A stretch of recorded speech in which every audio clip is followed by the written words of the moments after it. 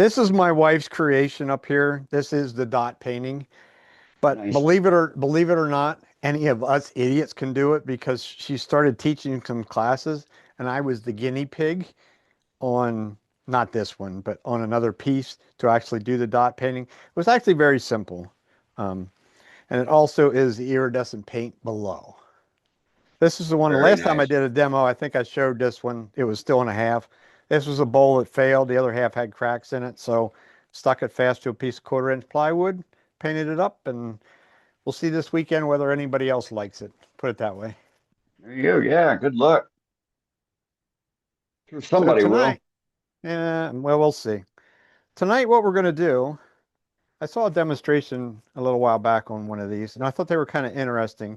This will be a bowl, a small, shallow bowl with a lid and a finial and a knob. The knob I found to do is a little bit different. So that's where we're going. It is a piece of curly maple for the lid. It will get finished natural. This is Sapele. It's about 6 inches in diameter. It's a pretty simple project. Some parts of it you can make more complicated if you want. I'm being kind of lazy. I just drilled a 2 inch, actually 2 1/8 inch hole for a simple recess. Makes it quick and easy. Could use a worm screw or even between centers or whatever you like to do as far as that goes. Start out with the tailstock up just because we can. Face shield on, of course. Bring our tailstock up relatively close. Spin by hand.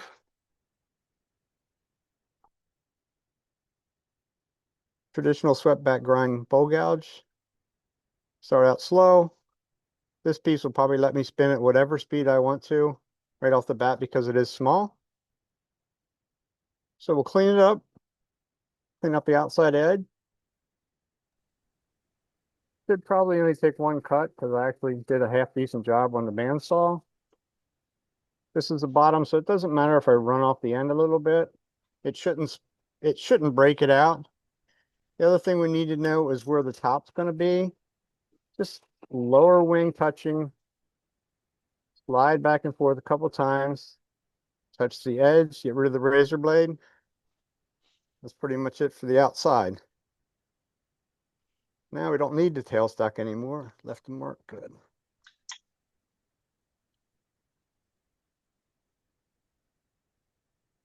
So now we come around and establish our tenon. Switch over to that direction. Make a little bit more sense. The light's giving it a little bit of a shadow, but that's Oh, that's fine. a little bit different, but that's okay. Yeah, yeah, it comes through nicely.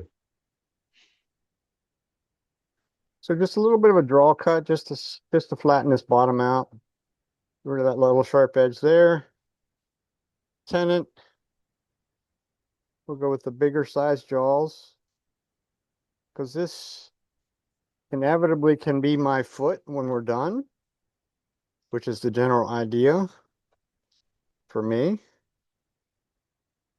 how I do it, put it that way. So we get rid of the corner, not all the corner. I should have put a mark up there where I want. So I'm going to come down about 3/4 of an inch on the top. That's where my curve is going to go. And then I'm going to do a reverse curve the other direction. Just gives it sort of a pottery look. And that's the demonstrator that was doing it. That's what he likes to do.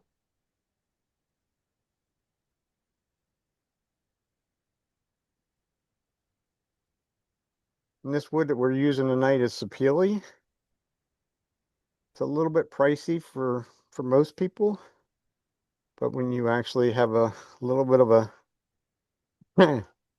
contact, or I shouldn't say contact, a little bit of a part-time job, so to speak, at woodcraft, and I can buy it at a reasonable price. Nice. That always helps. So if you want, you can stop short of the line. You can make that a little bit of a bead up there. We'll see what this does. Not all woods like the bead up there, but we'll see. Spindle switched over to spindle gouge. Make my tenant. Flatten out the bottom. And yes, I probably will have to bring a tailstock back up because this piece will want to be finished when I'm done. Or at least I hope it'll be finished when we're done. I will be able to finish it, put it that way.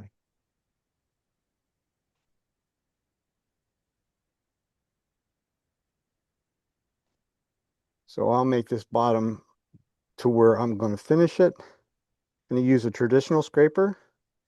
Not everybody likes to use them, but if you take a little bit of time and patience with them, they will work just fine.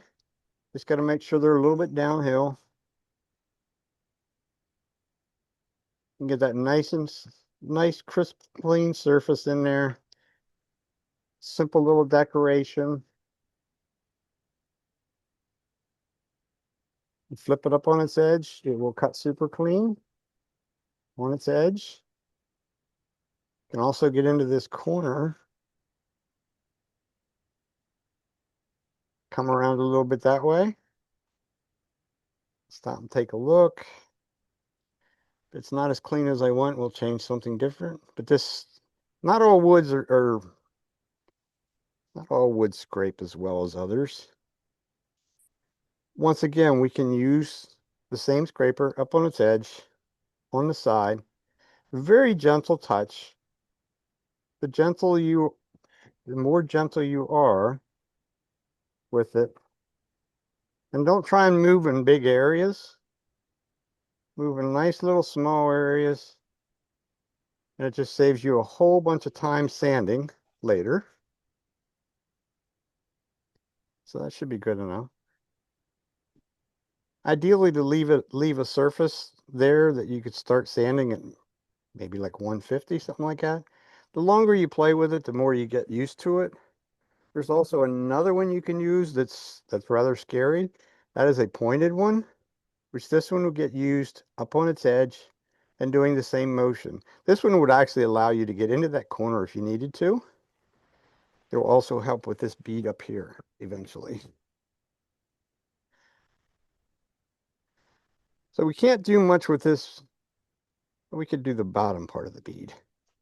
I think we can't do much. We can do a lot with the bottom part. So I'm going to switch back over to my spindle gouge. So I can get right into that corner and sort of undercut the corner a little bit, swing the handle around, drop the handle to go with it.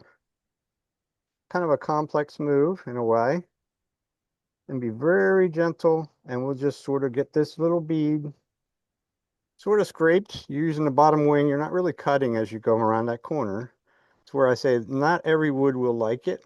Walnut is one that doesn't really like it. So from there, if I was doing this as a finished piece, from there I would sand. Sand everything from down here, because then I don't need to come back to this at all. I do need to bring my tailstock back up and mark that. It'll just save me some time another day. I just leave, there's no point in this in the live center, if you didn't notice that. It's just a ring. That's normally what I use, just a ring for the most part, because it gives me the flexibility of being able to move it, move the piece around. Chuck was a VM100, probably my most used chuck of all. Because a lot of the work I do is smaller. Now I'll switch to the 120 with the, I think they call them 3-inch jaws, something like that.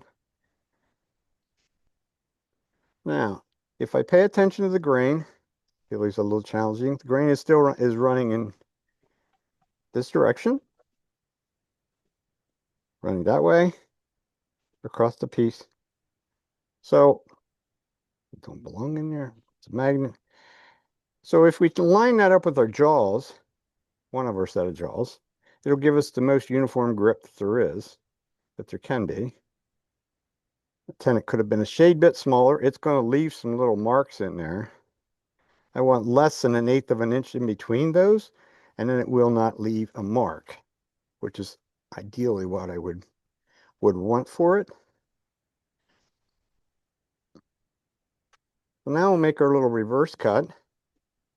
Because you got the hard part on this is thinking that we still want to, our habit wants to cut still in this direction, and that's not really how it wants to be cut. We can make the shape that way, but we're really going to have to finish coming the other direction.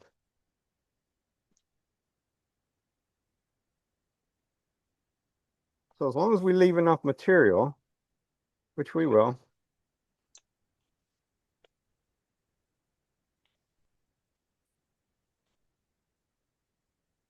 so we'll just give it a little bit of an undercut.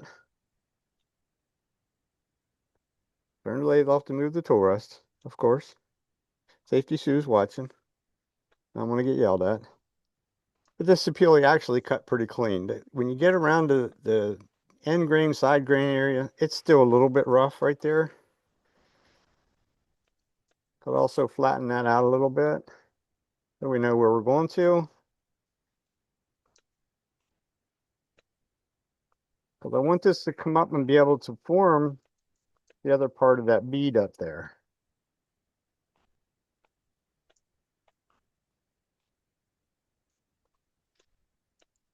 And that looks like that should be all right. You can always do the simple thing of we can always take more material off. It's a little challenging to put it back. Once again, I picked up my spindle gouge, go right into that corner underneath it. Just sort of drag the edge of it back over. What you can't see is the handle of the tool is probably down in my, almost down into my pocket. It's that low. It's pointing upward. So you got to be very gentle because it's sharp edge tool pointing up could lead you to have a bit of an issue. So one little cut, and we'll do that with the spindle gouge. And that gives us a nice crisp line underneath it. Should be nice and cleanly cut. Because this area, this is the only downfall of putting this bead in here, is this area becomes a bit more difficult, challenging to sand.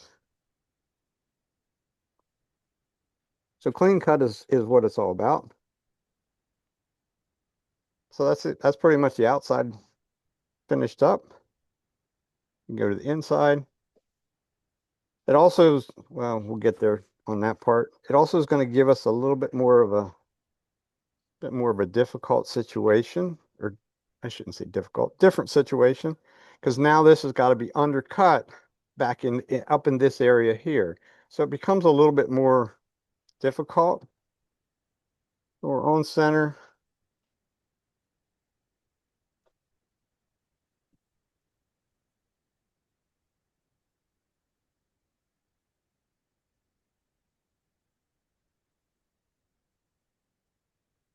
Getting a little bit of kickback there from the shavings coming up on you, Yeah, I try and keep my hand in the right place.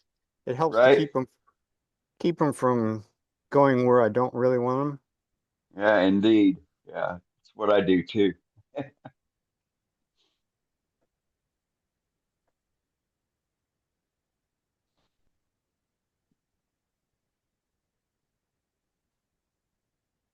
So we need a little bit of room in here to work. That's really the only reason I'm getting rid of a fair amount of more material. I want to leave the middle. Don't want to take too much of that out, or else it will cause us issues. Um, I switched over to it's still a 60-degree gouge. The only difference is it has straight wings. So this one is freehand ground, which is a bit of a, what do you want to call it? A bit of a challenge when you're not used to it. I'm still struggling with it with certain tools. Gotta watch because I got the cable. I'm about ready to rip the camera off. So we start on the side. We got our cut. Hang on. Give me one short second. I gotta move this camera. I'll switch so you don't get dizzy.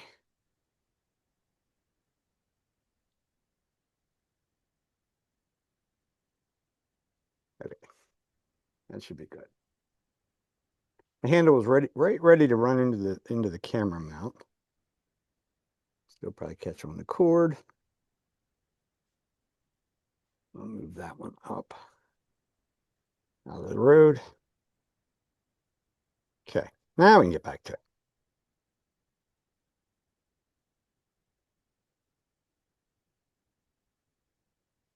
Talk to us about the 60-degree grind on that. That is what you call a Matt Monaco special. I watched him last January down in Tennessee doing a demonstration, and he talked about it. And I've watched a couple of his videos since then. It also, um, for one, when you grind it that way, probably really hard to actually see it up close and personal. So you had your typical swept back grind Right? there on the right, and the straight wing grind on the left. But the difference, the real big difference is this one probably has 3/16 of a bevel. This only has about an eighth of an inch of actual cutting bevel. So the smaller the bevel, the cleaner the cut, less Right? contact with the wood. Um, it is, he calls it a cleaner cutting tool. Um, it is in some ways because it gives you a much smaller nose on it compared to other ones. Hmm. I got to get down a little bit Okay. further, get some more of that out.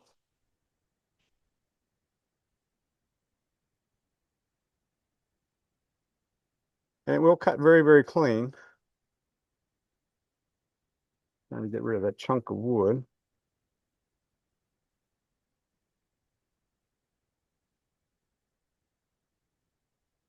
The other availability it gives to you, and that's this was sort of the shape that he did down there. And he wasn't happy with the curve he was getting in here, and he went right back over to the grinder and actually ground it at a steeper angle yet, more like 65 degrees. So you can play around with that to get it to make a smaller curve easier, like on the inside of something like this. Yeah.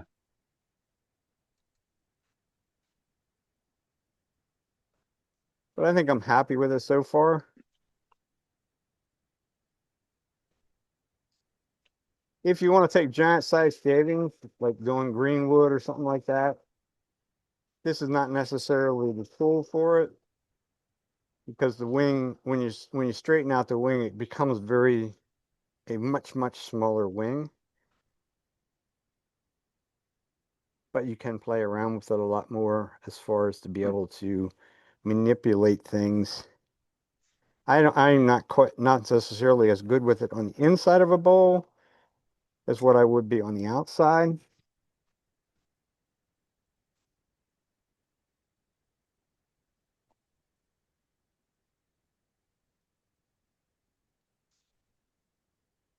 But as you can see, it left me make that curve Yeah. where Yeah, it sure did. where sort of the swept back one maybe would let me make that curve, maybe not. When you're doing this kind of a shape, you notice I keep stopping. It's not because I'm doing a demonstration and I don't want to show you how to blow a bowl up, but you got to be really careful because when you're going back underneath and you start to swing back, you can swing down too far and end up Right. making it very thin down in there. So the last thing before I go too far is I'm going to flatten out just a small area at the top of this bowl. Eighth of an inch, something like that. Get rid of the razor blade, both sides. And then we should be able to proceed on down through the bottom.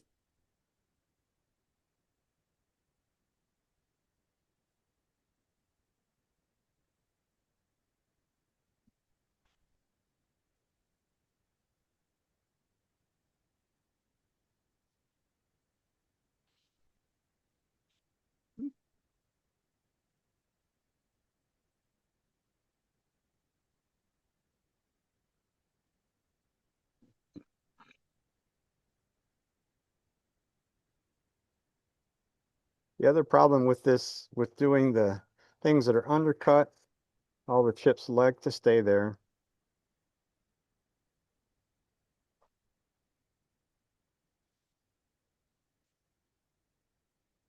Nice gentle curve. Go nice and slow and easy, and it'll cut super clean.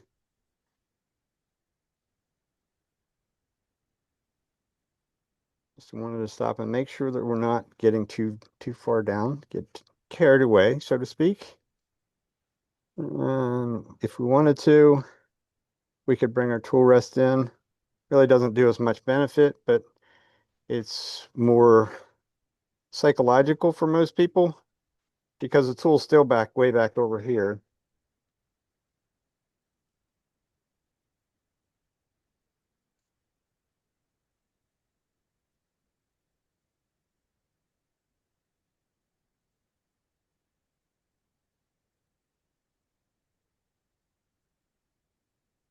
But definitely, if you can get your hands on some of this sapele, you can get it at a reasonable price.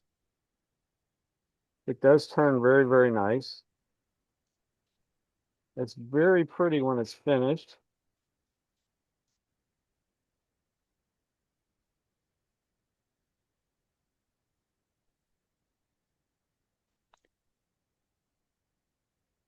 Of course, probably the only reason that I would be using any of it is because of the fact that I can get it at that really super reasonable price. Left a hump there. It's not what I wanted to do. So we'll see if we have a gentle enough touch to come back up into here and make this curve. Your fingers tell all. Um, I just had a group of people that I taught lessons to like a week ago, and I'm like, just take your fingers, run your fingers with the piece, and you'll feel every little bump and lump and everything in there that you can't see with your eye.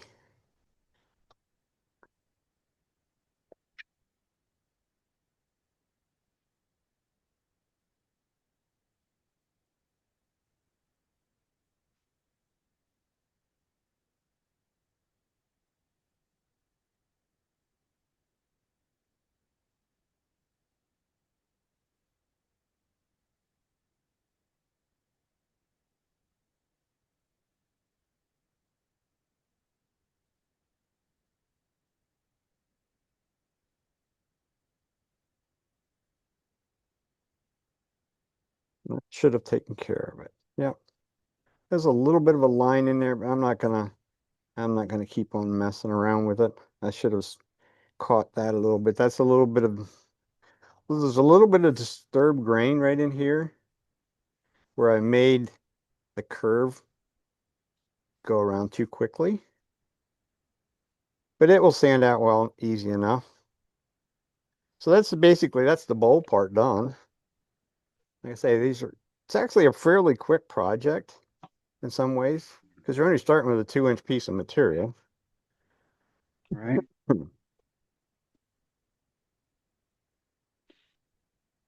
Yeah, I didn't do as good of a job in there as what I should have. I also probably do not have. The other thing you could go after something like that, if you wanted to, would be a traditional. There again, it's traditional scraper, but I don't think actually. What I'm looking at, this would be a bowl scraper more so. And you know what? It actually will work. So we'll try it once.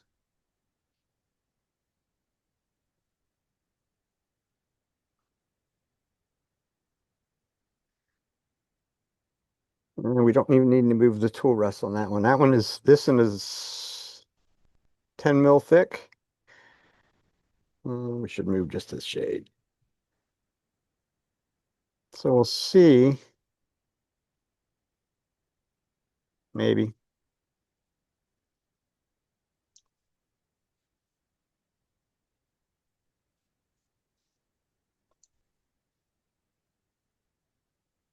It's all about saving the sanding time as far as I'm concerned. Yes, it left lines on either side of where I was at, but it also got rid of the little bit of disturbed grain in there.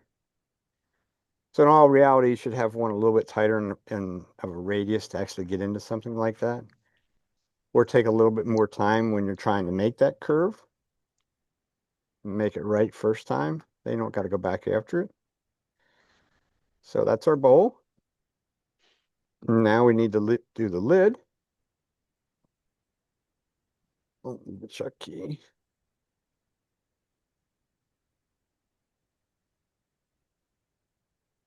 At this point, I do put the point back in the live center. As we'll do the scenario that makes some people sort of cringe. I could actually put it back in between centers, but there's nothing wrong with putting it up against the chuck face. It's more than secure enough of a grip. Friction. Friction Yep. drive. I mean, if you get too aggressive with it, it just basically just stops spinning. So it's not like it's the end of the world. I've never had one fly out. I've done this with 2-inch bowl blanks already, even 3-inch bowl blanks. You know, so we do need some way to grip it because this is going to be the top. So that's first order of business. I'm going to mark it. Here's where it becomes a little bit more difficult to use the calipers to mark a tenon because I'm reaching over the tailstock to do so. So it's much quicker to get a hold of the other side of it. You only do that's another one of them scenarios. You only do that once or maybe twice, and it'll be so well ingrained in your head, because it will come flying past your head.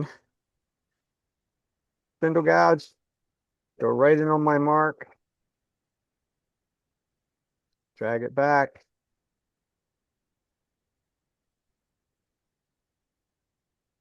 Make sure it is a bit of a dovetail because I use dovetail jaws. I don't want to take too much. This material is only it's a little less than 1 inch thick. So I don't want to do too much off of it, or we won't have anything left. And we need to have something left.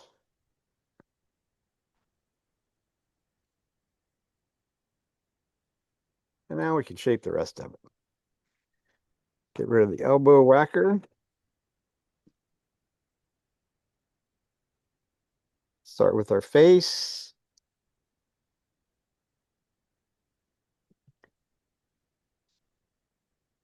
Could do Richard Rappin and just keep the spindle gouge, but I don't find that that's the way I want to do it.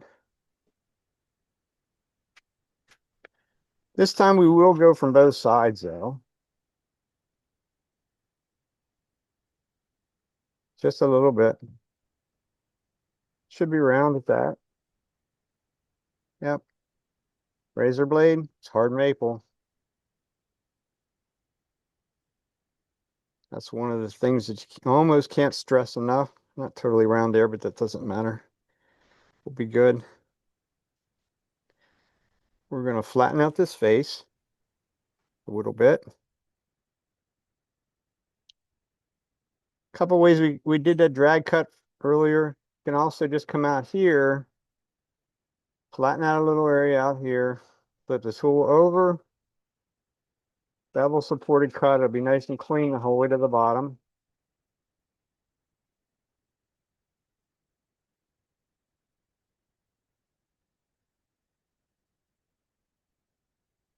Slow down at the middle, cut it off, don't break it off. Now we have a clean surface. So really should have measured these jaws when I had the opportunity. Can you tell I don't do recesses very often? This is what I'll use for this though. So grab my other dividers, put that thing almost closed, open it up to the outside, measurement going somewhere thereabouts the screw hole. There's line up the screws so that you're getting that round area. Something like that.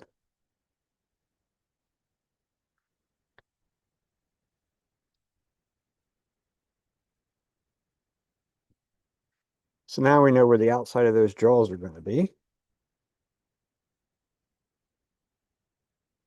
So now we have the tool rest in place. We can use it, but we can't use it flat. We got to hold it up on a bit of an angle or it's not going to go across the center line.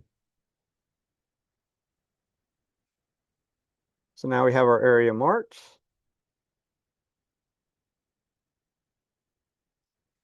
Parting tool is grounded at an angle to match the dovetail. Go in no more than 1/8 of an inch. Don't get excited because it'll be a lot less than 1/8 of an inch when we're done. So now we can make this into like a button. Get rid of some material there. You can come back and make a bevel supported cut from the center to the outside.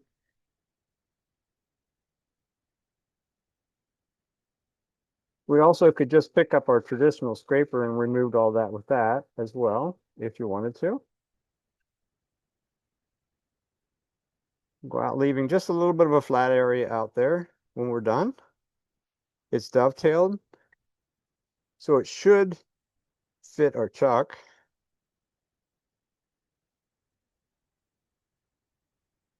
If it don't, it's not the end of the world because we still have a tenon on the other side. So now we need the measurement of our bowl on the inside. Thereabouts. Once again, always a little fat, a little heavy on that is not going to hurt you. A little easier to take more off than try and change something.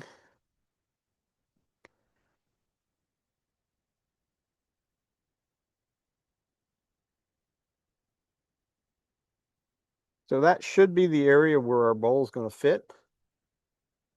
Keyword is should be. Once again, I will switch back to my spindle gouge for this work.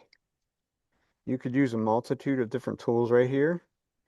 If I was so minded and would have put the square end scraper in a handle, I could have used that as well.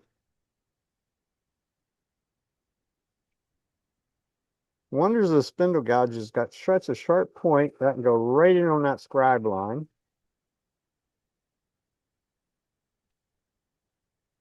I want this to be about 1/8 of an inch, maybe a little bit more. Razor blade goes away. Here's where it becomes like making a lidded box.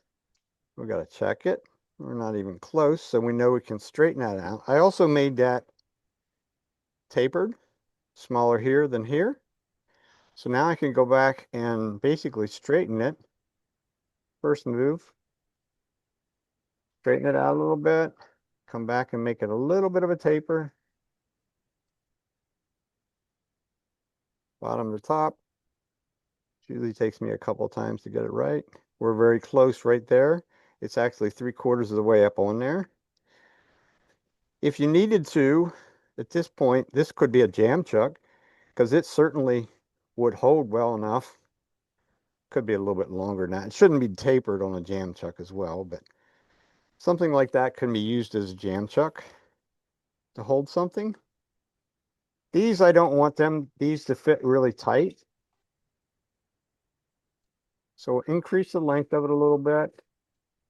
Come back in from the outside, make a clean cut into that corner. Razor blade goes away. The only razor blade I don't take away is the one with where the tenon's going to be. And you can take some of that away as well. You could actually make that decorative, which we might just up and do that once we get that far. We could put a bead in there or several beads if you wanted to.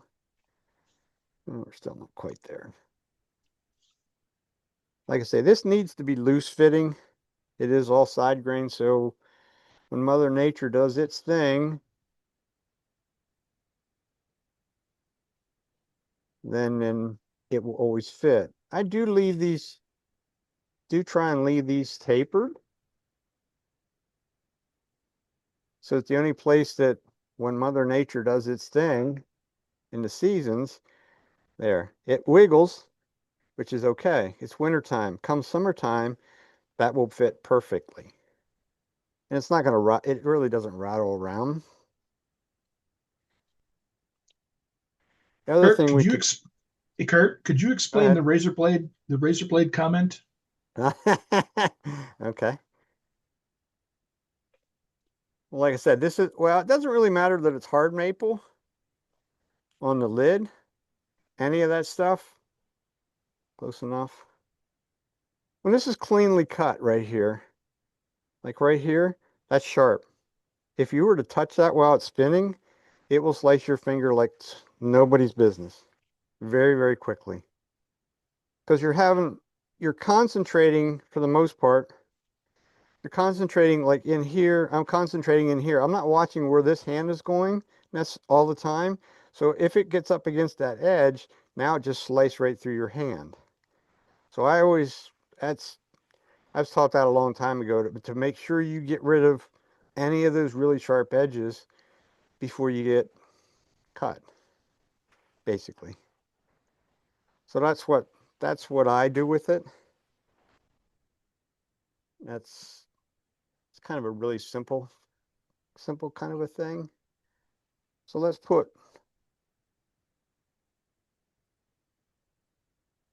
just put one, probably just one bead.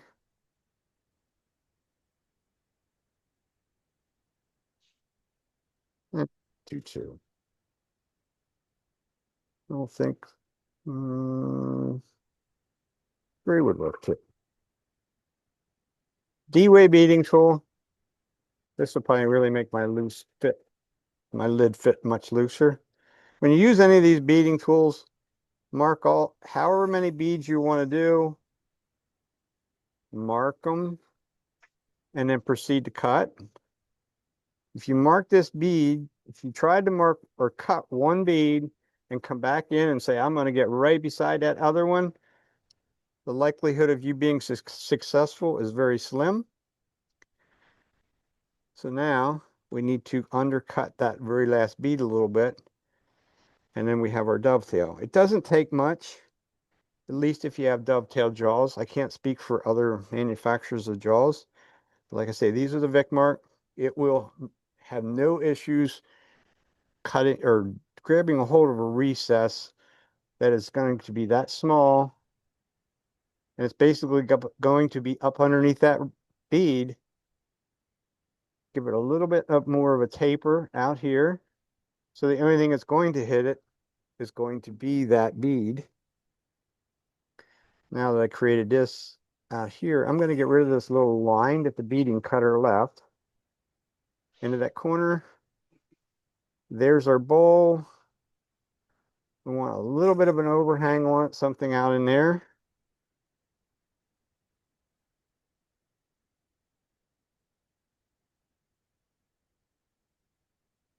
And once I cut across here, I'll show you what I'm talking about with the razor blade. I'm just trying to think what I have. Well, a paper towel will probably work. To show you just how sharp it is, especially if you're cutting very cleanly.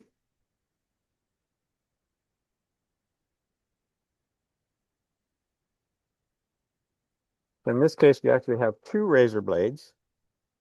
So if I grab, after you knock everything on the floor, grab a little simple paper towel. It's a little piece of the paper towel. So if this is your finger or hand, see what it did to it? The paper towel? Slice right Slices. straight into it. So if you're to touch that with your hand, the wonders of it is that you won't even feel it.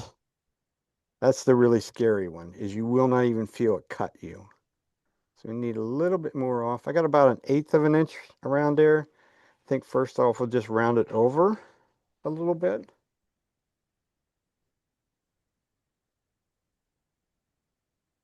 I'll go back to my spindle gouge again. We'll just give it a nice little bit of a bead around that corner. So I'll take one more look. Like that, the bottom of the bead is basically right just about even with the top rim of the bowl, which is how I would like it to be. Once again, personal preference. everything else is cut clean enough, because I'll probably end up, good chances we'll end up remaking this piece for the lid to actually finish the piece for me. So we're on a recess. We're also pretty much just about a perfect circle. There's only about a 1/16 of an inch in between that area. That's probably only a 1/16 of an inch grip on the inside of that piece, in case you're wondering, which is enough as far as I'm concerned. I watched a demonstration with Mike Mahoney the one year at a symposium, and he turned an 18-inch platter on a tenant that if you didn't look at the TV screen, you wouldn't even be able to see it. So it does work. You just sort of have to have a little bit of confidence in what you're doing. Mm-hmm. And then execute it. Correct. But I mean, things have got to be cut correctly. You Right. can't just half-ass things like that. Same way with the tenants, things like that. You can't just say, well, that's my dad's famous last word. That was close enough. Well, close enough doesn't necessarily always work. Right. All I'm going to do is take this down just a little bit. We're going to put a little bit of an OG shape on this lid. Just a little easier if it's flatter, start with. So we can do the rule of thirds. So if we said, okay, center, somewhere thirds, third. So if we come in about a third of an inch, third of the way, it's probably a little far in. Somewhere out in this area. There again, I'm using a swept back grind. Turn my tool rest at a bit of an angle. Use the bottom of the wing because it's curved. So it will actually give us a very simple, easy, quick and easy curve down here. Looks like it could be a little higher up. Also thinning it down as we go. Gotta remember there's a recess in there, which I don't normally use. So now if we went a third. Now if we go a half away, which would be somewhere out in about here. We don't need to measure it, just guess. And then we make this curve come down to meet that curve.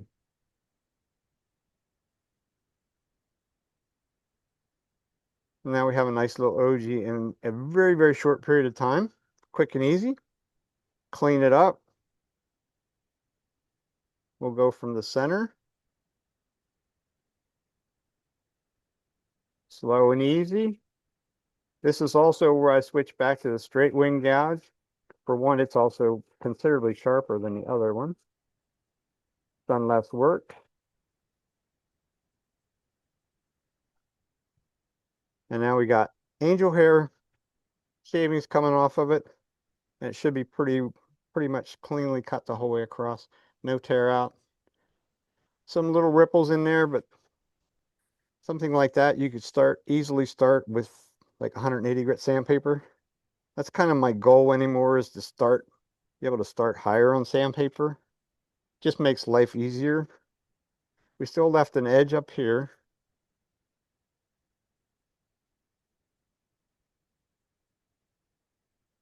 Don't let me forget to drill a hole in it though. There we go. So there's our rounded over. We can go on both sides at this point because we have total access to it. Just using the bottom wing, just literally just dragging it across. We leave that little point sticking up in the top.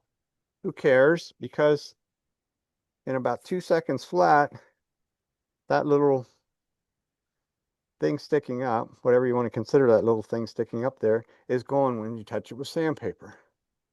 So some of it becomes an issue as far as I'm concerned on do not waste too much time on some of that stuff. Now we need a hole for the finial. I did not get that drill bit out. Hang with me a second.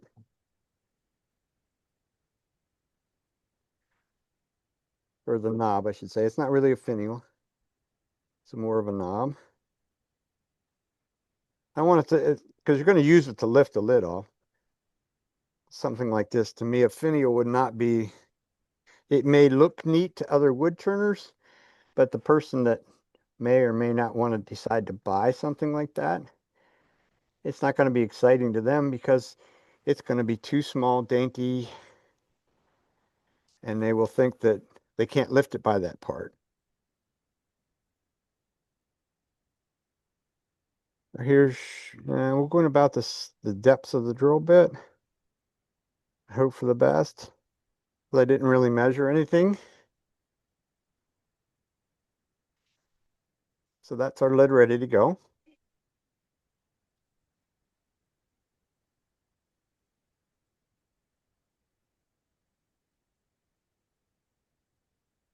So there's where we are so far on the side.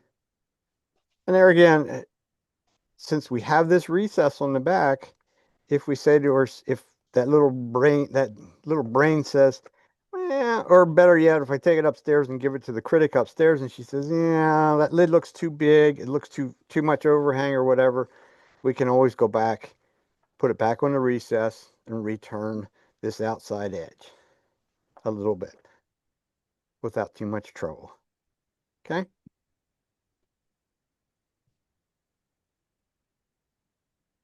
Switch to back to the small chuck.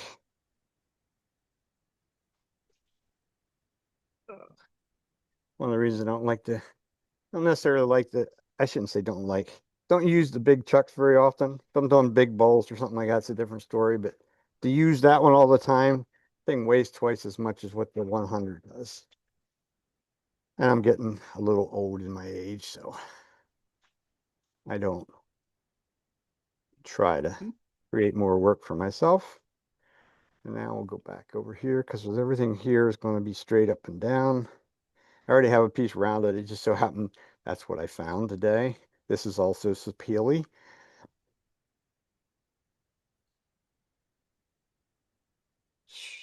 Oh, we don't need a 9-inch tool rest. Need a small tool rest to be able to get in here nice and tight, relatively tight. Adjust everything before you turn things on. Spin by hand. And now we're going to do spindle work. We're going to use a spindle gouge. My personal preference is the 3/8 spindle gouge. This also has a very short handle on it. I love to show this to people that I'm teaching because what they have at Woodcraft is the traditional, would look like this guy here, 16-inch handle, or maybe not quite 16, and a 1/2-inch spindle gouge. And then I give them this. I say, here, try this one. And they're like, there's no handle in my road. I say, exactly. This also is drilled down that deep into the handle. It's as deep as I could go with the drill bit that I had. So most of the tool is down in the handle. This allows me to do all my work in front of me without having the handle get in my road. I actually have a parting tool. I could actually put it in that handle compared to that one. Mm-hmm. But I'm just too lazy. I've gotten used to using this one.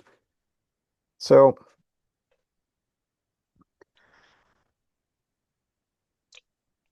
we could do a simple, sort of a simple design if we wanted to.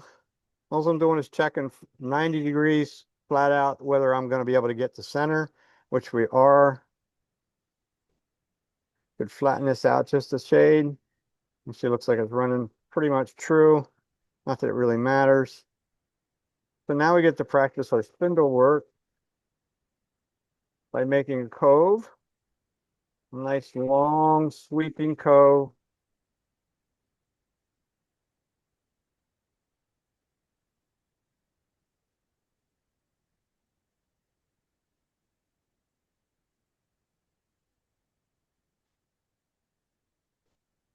Slow down at the end. We can make a nice, simple, straight up point, which we'll have to get rid of the point a little bit later. Just trying to think of where I want it to be. We're going to call it somewhere in there. We're not locked into that at this point. Roll bead going back the other way.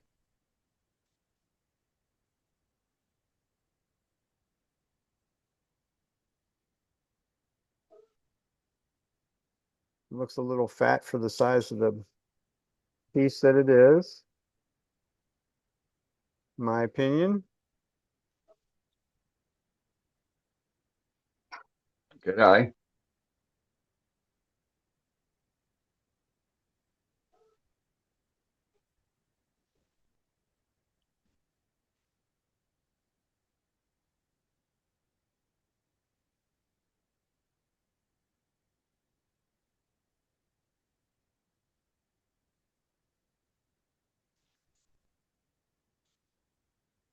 Okay. Nothing, if all else fails, believe me, I don't have no exact science on that one, is we could pick it up and look at it somewhere close to our lid. Say, well, probably looks okay. It's only a little piece of wood, so if it doesn't suit you, just make a new one. By the time you make 3 or 4 of them, you might get the one you want. So now we're going to make another cove. We're going to come up underneath that, or right down to it at least anyhow. We'll bring the 2 down to meet.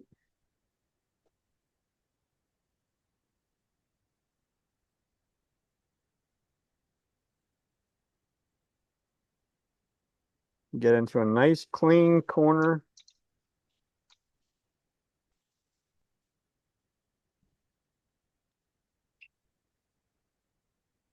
In the very bottom, something like that. Before I stick my finger, I'm going to knock that point off, just with this piece of sandpaper. Because I know me, I've been stuck by them a few too many times. So now the other end of it, I want to curve that in a little bit. Also shrink it down just a little bit. I want this part down here to be a little bit bigger than that. I'm actually thinking it's still too big and round. Shouldn't be doing this. I don't know if you can hear the noise. It's gonna start to talk to me pretty quickly there. Well, I'm going very slow, very gentle touch.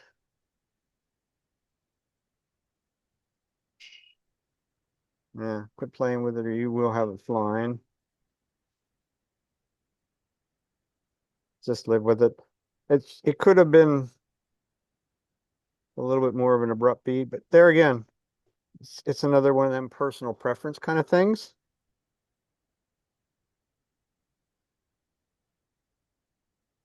From here, we're going to need a tenant.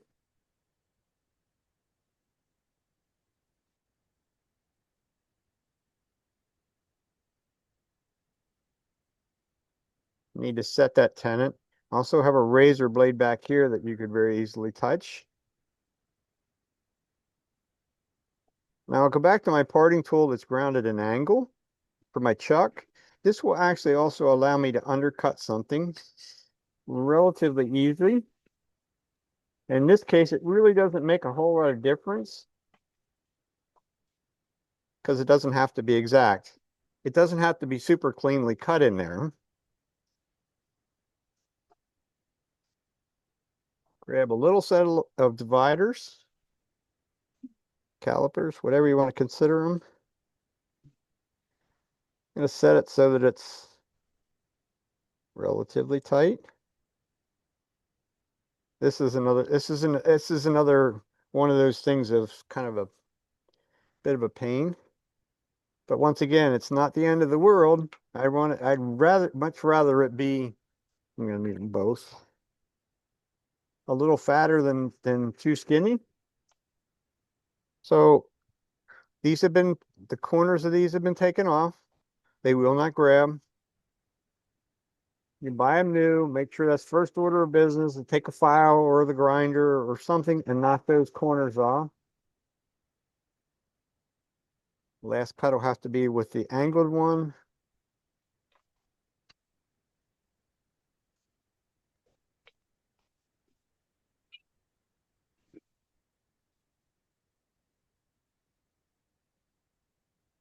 And that should be that for that. Now we can remove it, cut it off with my ultra thin parting tool. You know, somebody that owns or see somebody that uses a bandsaw sawmill, just politely go up and ask them, say, hey, can I have a piece of your broken bandsaw blade? They're like 1 3/8 wide. And this makes a wonderful parting tool that's basically free, especially if you're really nice to the guy. That left a sharp edge in there. I'm going to take and get in there. Just give it a little taper. Hold it with my 2 fingers and just literally cut it off. And then see whether we actually have a fit, which 3/4 of the time do not, which I do not. So is that the end of the world or a big pain in the you-know-what from there? Well, it can be. But we'll solve that one Tight in a fit. second.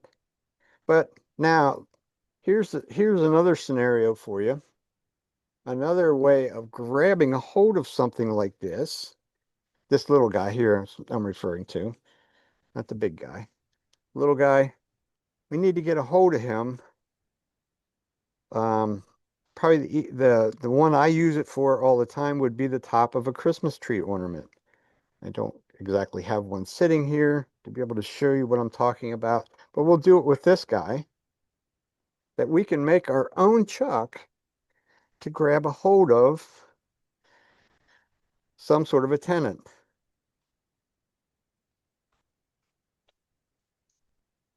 So we go back to our original drill bit.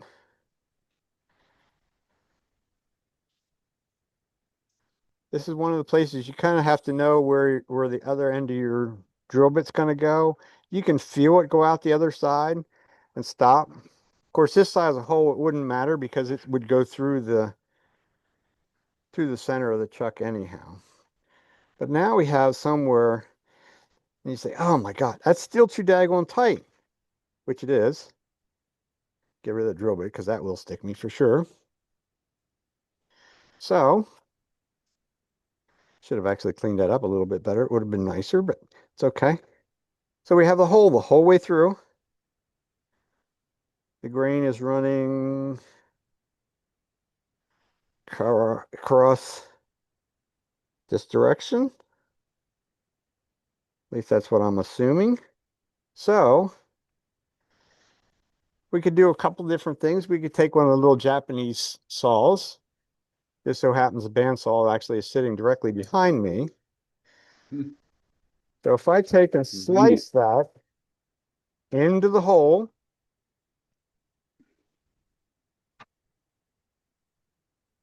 now it will expand and contract. Now this piece will slide in there, at least it should. The thing is actually really, really super tight.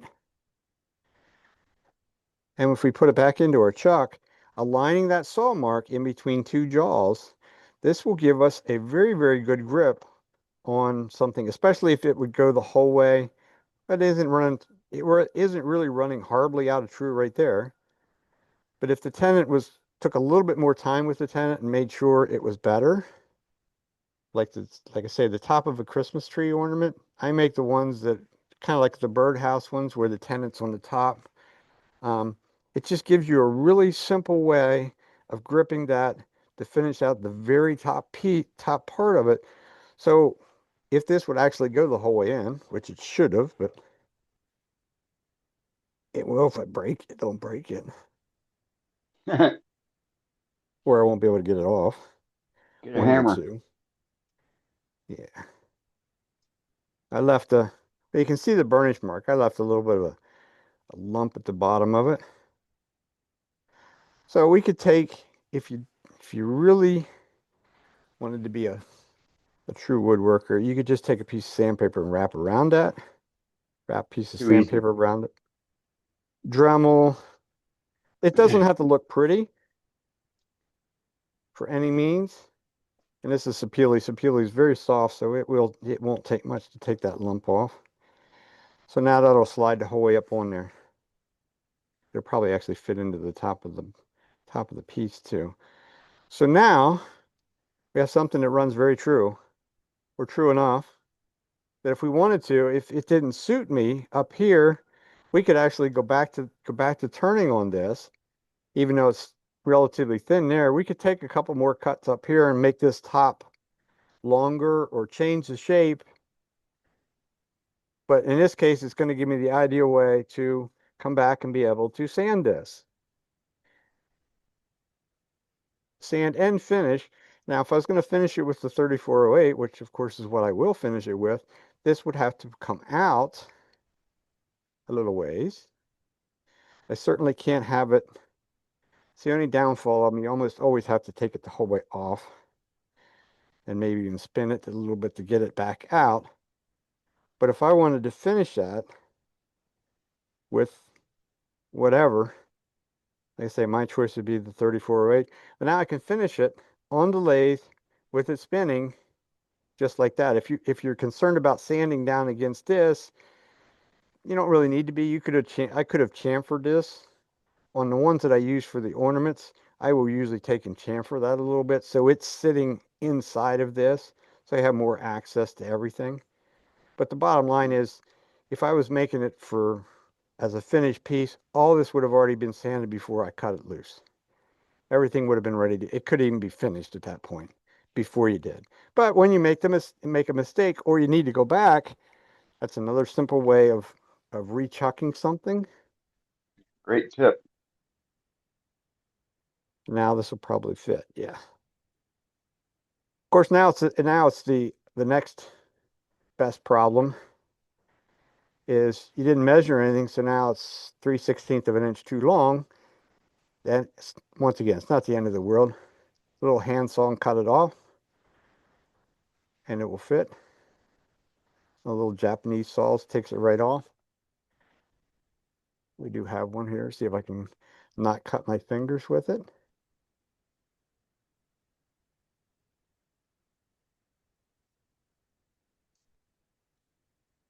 I wouldn't recommend doing this on the bandsaw or any power saw. Wouldn't be a great idea.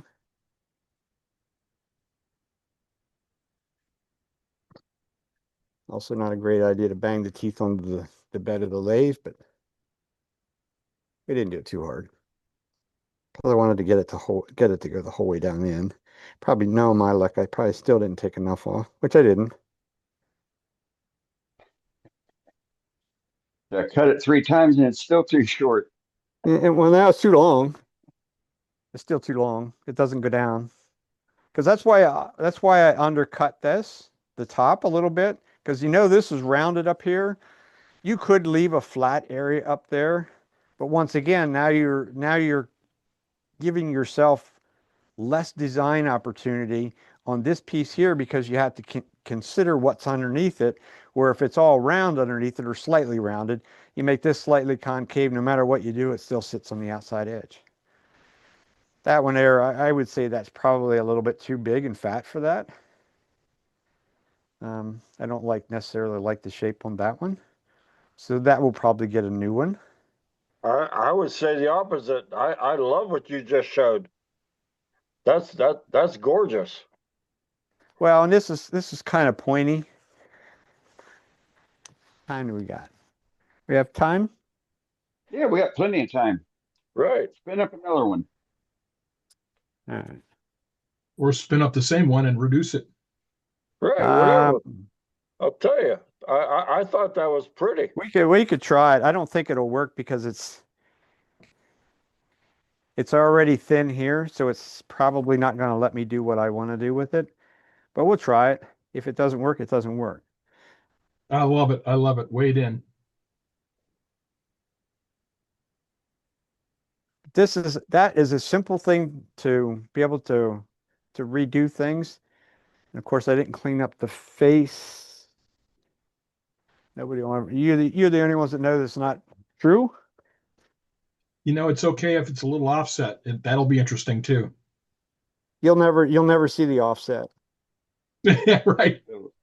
It'll turn out.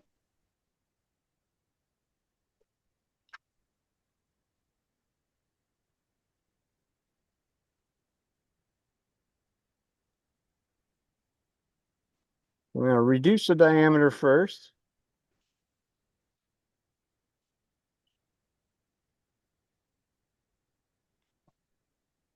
And probably give it a totally different shape because I only did one of these. I watched, trying to think of his name. Richard Finley from over across the pond is now into doing some of these how-to videos. And this was something that he showed the one morning or the one day. It was morning for us. It wouldn't have been morning for him. Of making this simple little,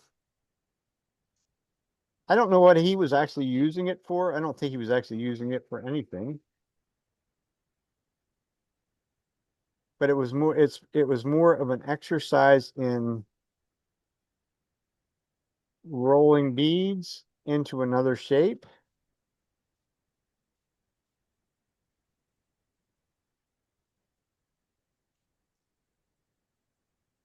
Into a shape more like that. Can drive yourself nuts. Keep playing with it.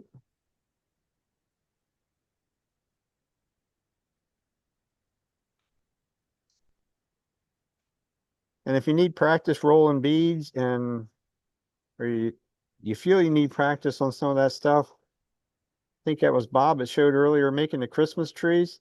That is an ideal project to work on making half of a cove. Because I don't know if Bob sells his, but that's one of the goofy things that everybody seems to love at a craft show is the trees. And now this year it's mushrooms. So that's a totally different look than what it was. Now it actually looks like it's too small. Once again, it's a wooden jam chuck in there. Don't move the tool rest when the machine's running. It can have adverse effects. But it's a wooden jam chuck, so there's nothing that says that I can't go back in here and literally cut right into it. And it won't hurt a thing.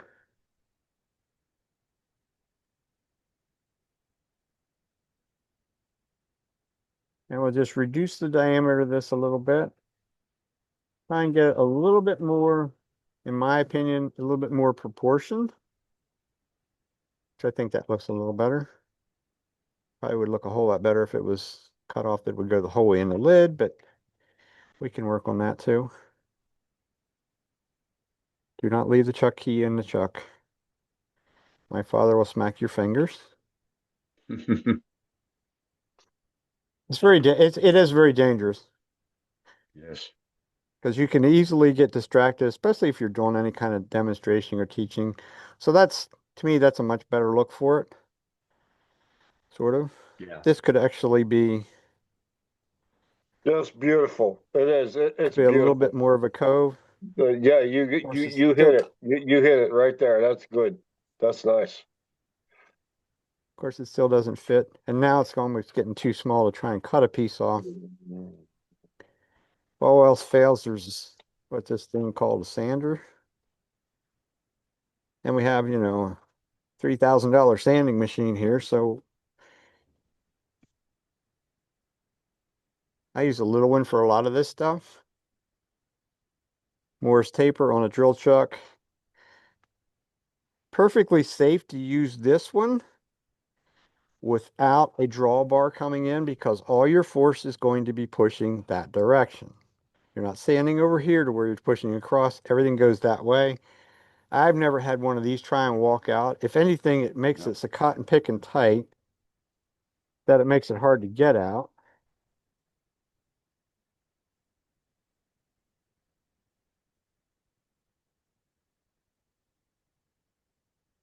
Not quite enough yet. Yeah. I usually drill them holes too deep, but not today. It's a bad day if you drill it out the other side, though. Yeah. I had Right. lots of material, but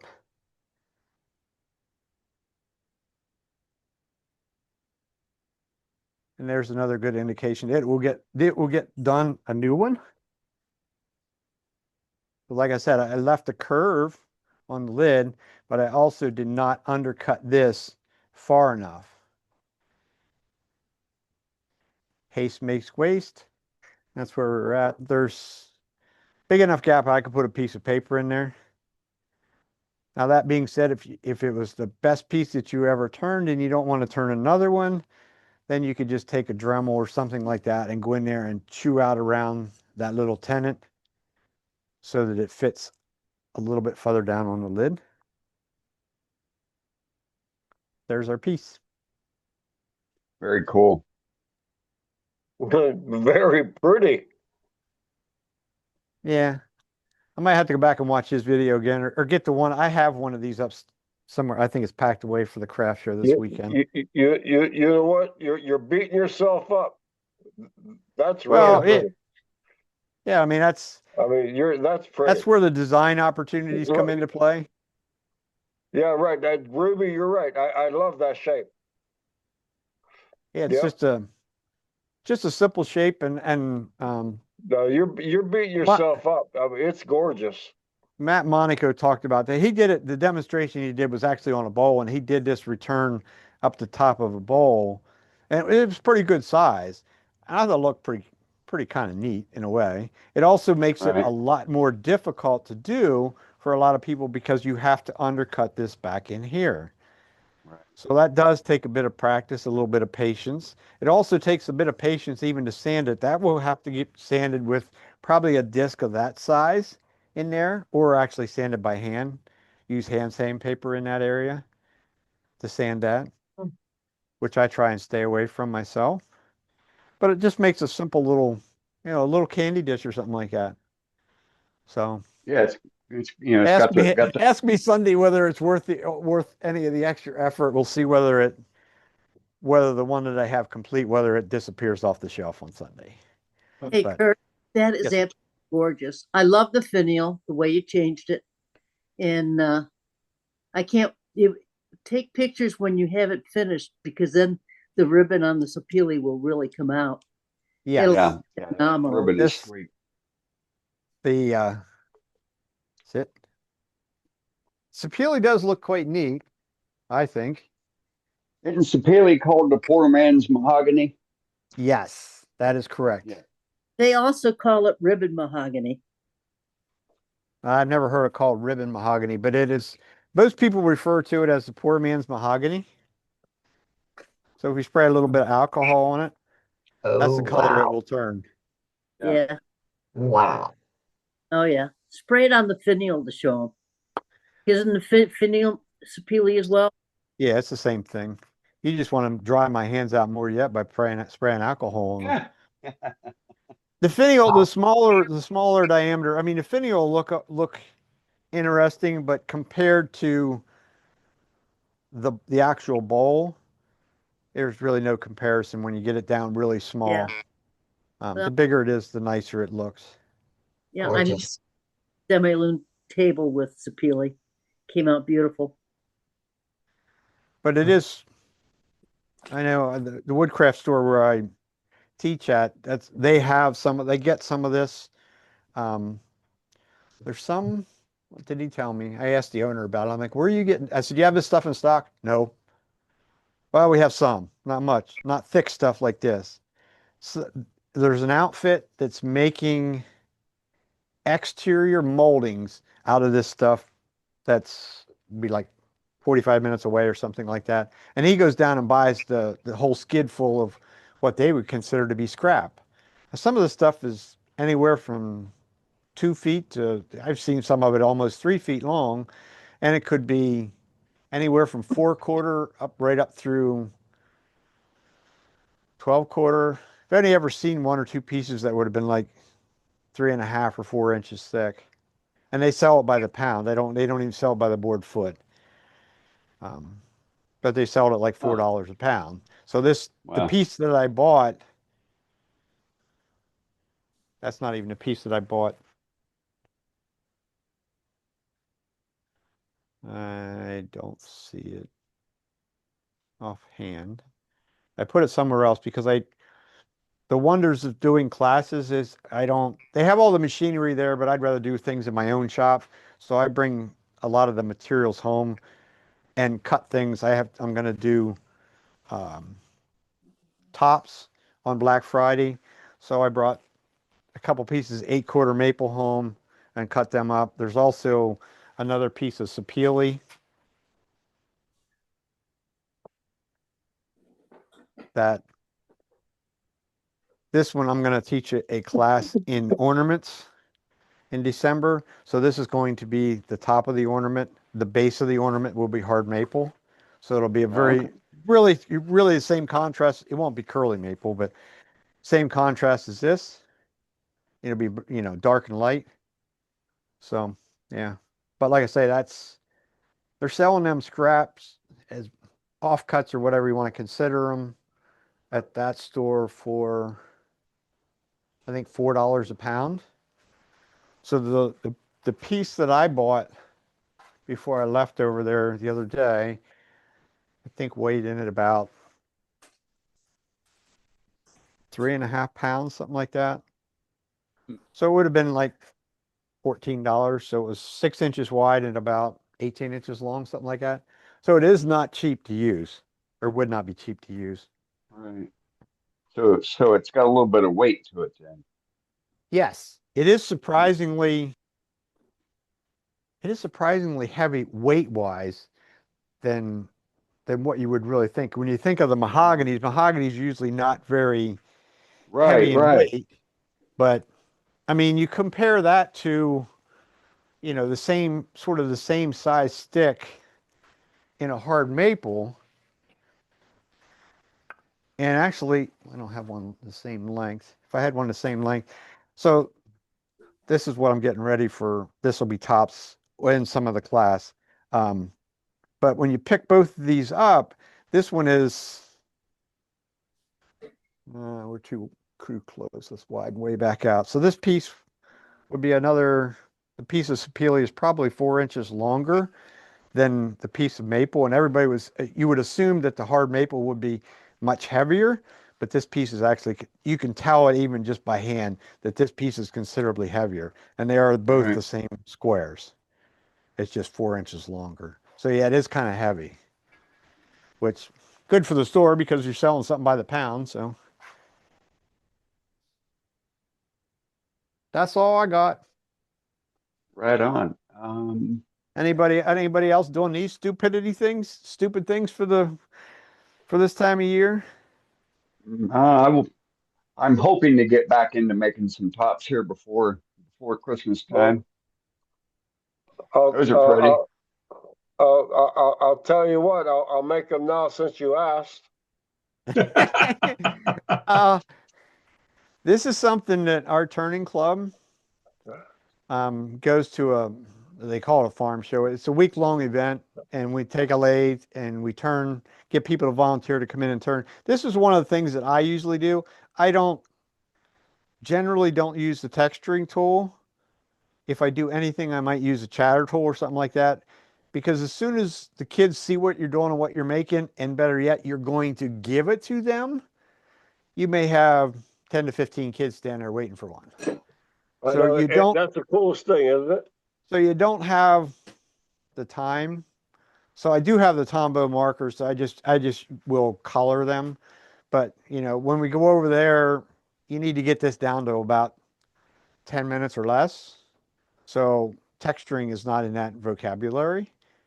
That looks finished. Have you finished that?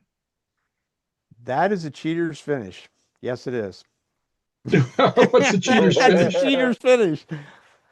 My daughter has a 2-year-old, my 2-year-old granddaughter, and she's a bit of a germaphobe and doesn't want this kid. I told her, I said, when she gets old enough, I'm going to take her out. I still know some people that own farms. I said, we're going to go to the farm and we're going to spend some time at the farm so she gets dirty. And you don't even need to go along. But when making them tops right away, she wants to grab one. Well, little kids always have wet fingers. They've stuck their finger in their mouth, whatever they've done. You don't want to ask too many questions.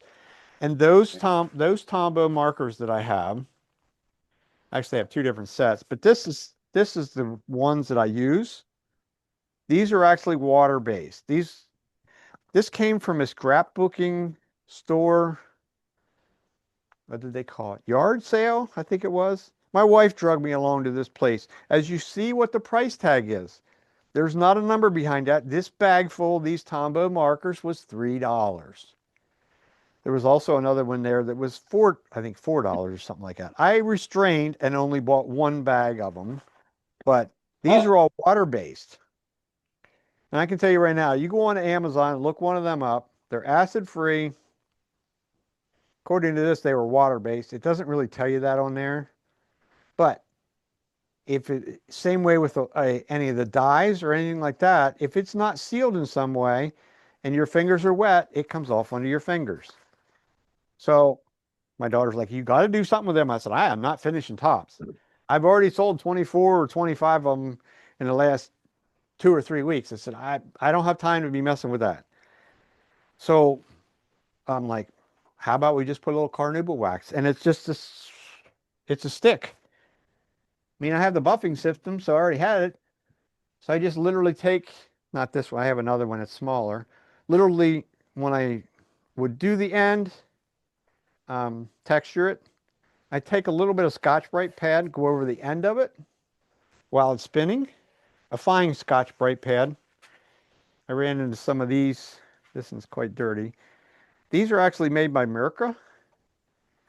These are supposed to be, I think the package said they were like, would be like 800 grit sandpaper or something like that.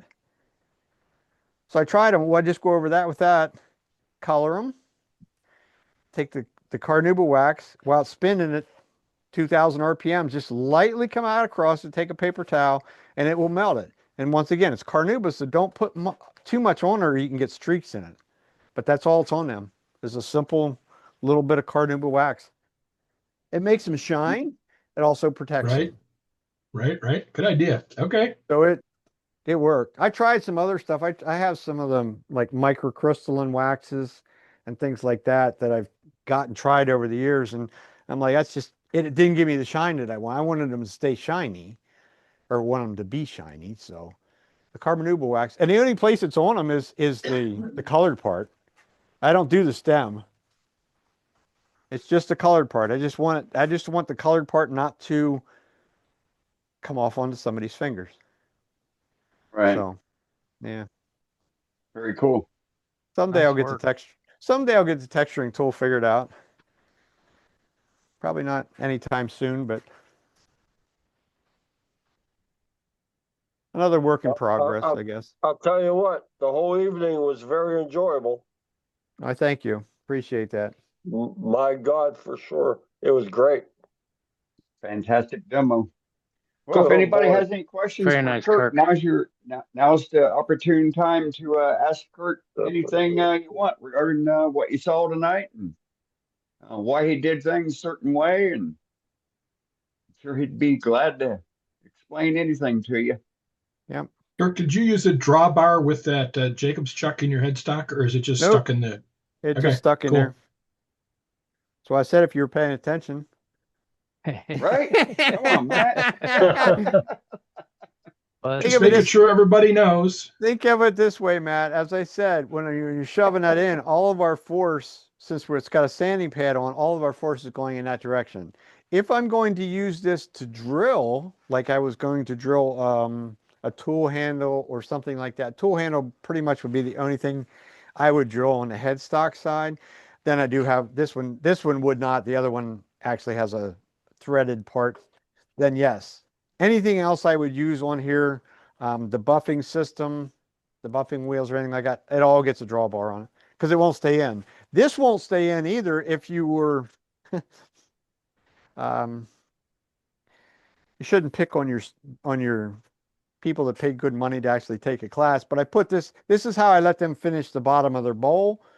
You know, it had the little, generally I take the tenon off. I don't do this with them because we only have one set of jaws and they're I think it's Nova, I think they're the G3s or whatever. So it's a 50 millimeter jaw. So this size foot on an 8-inch bowl is a little bit, to me, is a little bit too small. So we just remove the tenant, which I just use, a jam block basically in between. So this would be mounted in the chuck. This comes up in there, tailstock comes up. You can remove all but this tiny little, maybe that little ring size in the middle. And then I have one of these in my toolkit that I take along, and I just put this in a chuck and, explain to them, you're standing out here. Well, the lady in this last class, I didn't really go back and look at this. She probably took chunks out of this. For whatever reason, she was thinking this blue stuff was sandpaper. And I turned around and looked at her. I'm like, no, no, no, no. I'm like, sandpaper's over here. Oh, okay. I said, give me a second. Well, just that little bit, because I do the same thing over there. I don't have a drawbar for that one. Just that little bit over here started to walk that Morse taper right out. It will come out quickly. It doesn't take much. I know that. No. That's why I asked. Yeah. No, it doesn't take much. But in the same token, right here now, I can twist it and get it out. If I sand on that for just a tiny bit, a little bit of time, of course, now I shoved it in, it won't come out. When I do this in a class and let 4 people sand on this, now those people generally push hard on things to start with. I had to go get a hammer to hit the drawbar to get it out of there. You know what though? I mean, I hear that you teach and I watch you on Saturday evenings. Well, it's Sunday now. Okay. And Sunday evenings. I enjoy myself that when I'm watching you. But why even put that in there? I myself, I would have a chuck in there, and I would make a sanding block and put a tenant on it, especially if you're teaching, to be that safe. Yeah, it works. Well, I'll tell you. I mean, I actually technically have a drawbar over there. I don't really even remember do they use this one? Oh no, I don't have a drawbar because this one, I myself, I wouldn't trust that. You got to have a tiny bit of faith in people. No, not even me and myself. That's really not even in myself. That's yeah, and like I said, a tiny little bit of faith. But yeah, that's it. It works great. If it comes out, don't try to catch it. Absolutely, it does. Yeah. Right. That's great advice. Yeah, don't try to catch it. You're talking about that. Some of the things I just did. I probably don't have that over here yet now either. I just did the lanterns, a lantern class. That was one of the classes last weekend. I taught 3 classes. I make it worthwhile. But I did these lanterns. You've seen I was thinking of doing one of these tonight, but you've seen them before. And of course, you have to drill the holes. So this is on a jet. What they have over there is a jet 1221. And generally, I'm not buying 10 different drill bits just to be able to teach classes. So I use my own drill bits. I don't go down the avenue of where am I going to find it over there. I'm sure there's some around, but it's like they're probably dull because they've been around forever and whatnot. But I stress to the people about keeping their left hand while they were drilling. All well and good. The Jet 1221 only has about probably 2 inches of, maybe a little bit more. I have one. I should actually check it. So in this case, this was a 7/8 inch twist drill bit that I drill first. This is in the chuck. This gets drilled 7/8 just to get rid of some of this material, some of the big material out here. Makes it easier for you to go through with the Forstner bit. And also give you a little cone up on the inside. Once again, taking a little bit of weight out. That drill bit was not that much of that one was just as much of an issue. And I showed them, you can show these people time and time again, we're going to drill part way in there. I'm going to back up, leave the drill inside of there, release the tailstock, slide it forward till it makes contact, relock it, respin in, and make sure this time when you come out, come back a little ways, loosen it back up, loosen the tailstock up, grab the chuck, and pull it out that way. Well, the one person, and the person that you think understands and knows that is the one I turned around to see that they turned it there again, almost all of them, they release when they go the whole way back. And they were just at the point where I saw it release the chuck. And by that, they actually slid it back. I'm like, do you realize how close you were to having a serious problem? Because you would have let go of this. There was, without a doubt in mind, you would have let go of that and it would have been sitting there spinning. And they're like, what do you mean? I said, you just released it. I went over and went like that and they're going, oh my gosh. I'm like, yeah, you all want to do you all, I get the comments, you do too much of our work. Well, there's a reason why I do certain things. I don't, and I tell them all at the beginning of the day, I said, this is a blood-free zone. I said, nobody's going home bleeding. I said, second of all, I said, you bleed, the class is over. I said, because I can't stand the sight of blood. I said, you'll be picking me up off the floor. I said, so it's just, it won't work. Ruins the wood too. Well, yeah, you could do that. But yeah, it's, Matt was asking about when I was saying about razor blades. That's not somebody else told me that. I've done that several different times. And that's why I tell them people, I said, this is a paper cut on steroids. I said, you won't even know it cut you until you see drops not of until blood. it starts, What until it age of starts people? burning. What age of people are you teaching? Whatever's willing to pay Adults. for their, what? Makes- Nope. Makes no difference. It makes no difference. No, I thought you were at a school teaching or something. This No, is at a woodcraft. This is at a woodcraft that's right. store. I'm sorry. No, that's right. I'm sorry, Kurt. I'm sorry. You're right. And I've Right. only had a couple kids. Trying to think how many. I've been at this a year and a half, maybe a little bit better. Well, the kids listen the best. Not always. Well, yeah, In my experience, the kids are better listeners and learn better. the one that I had a couple months ago, it was just doing an ice cream scoop, I think it was, or a pizza cutter, one of them two. It was small spindle turning, and he caught on to it really pretty quickly. And in that case, his mom was there with him, because that's kind of the rule is if you're under 18, the parent must stay. You're not dropping them off here for a babysitting service. The parent will stay the whole time. I just give him a chair and said, there's a chair. Park your butt in that chair. And I said, I don't want to see what you're not taking this class. You're signing a waiver. I said, I don't want you over there, messing with your kid or whatever. But yeah, anywhere from, I think that kid there was 12 years old, maybe something like that. That's great. Young lady I helped actually turn a pin at squat this year. Didn't listen for squat. Oh, the women are no. You almost got Safety Sue in there.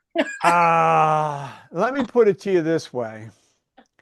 Some of the women are really, really easy to teach. You got to remember, most of these people, probably 90% of the people that are taking the class over there, they either want to do the project, they want to do the bowl class is the most popular class there is. It's almost always sold out. And I do 4 people at a time. That's more than enough. But the women, some of the women seem to be very aggressive. And the majority of the people are rather aggressive on it. There's no in between. You either have the person that touches the tool to it and it's like, oh, I can hardly take a little bite off here and I hardly move, which is okay. Then you got the other one that wants to take 3/8 of an inch cut at one time and push as hard as they possibly can. And I'm like, you just have to find a happy medium in there. But the women can be really. Women can actually be very aggressive on the lathe. I said, young lady, she was 10. Yeah. You haven't lived till you've done a senior citizen center, man. You come out of there. I did that. God, I was a wreck. I've been married for 50 years. That's all I got to say.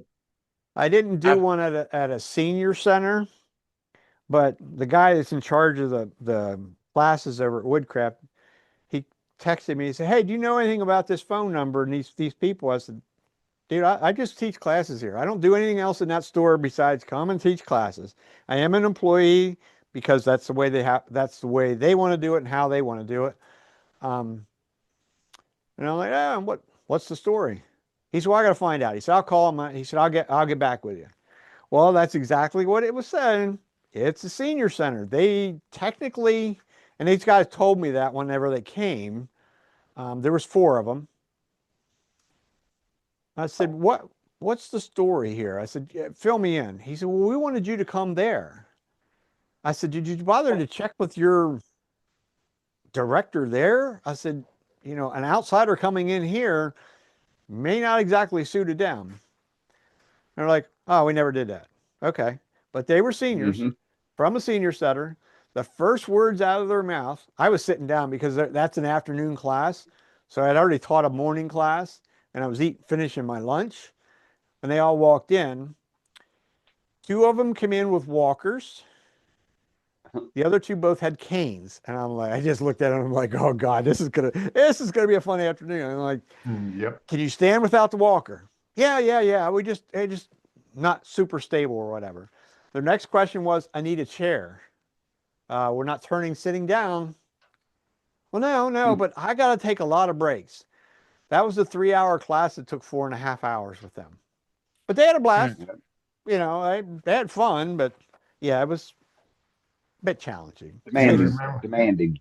You'll remember that one. Yep. Oh yeah. I mean, they were all nice guys and everything else, but they still said they wanted me to come to the senior center and do something with them or come and do a demonstration or whatever, but I guess they never followed through with it because they all went home with my information and never heard anything back from them. You're lucky. So if they did, if they did, would you do it? Sure. Why not? Yeah. Right. Of course. That's cool. Yeah. Their money spends just as easy as someone else's, right? Oh yeah, exactly. I mean, I mean, I would like to, and maybe there's somebody on here that can even help me guide me in the right direction. I'd like to go do some demonstrations at like symposiums and things like that, but this time of the year, nobody's really doing any. And I really haven't found a good solid answer on how you even go about contacting any of those people. So until we do, I'll just keep doing my once a month classes and be happy with it. So good enough.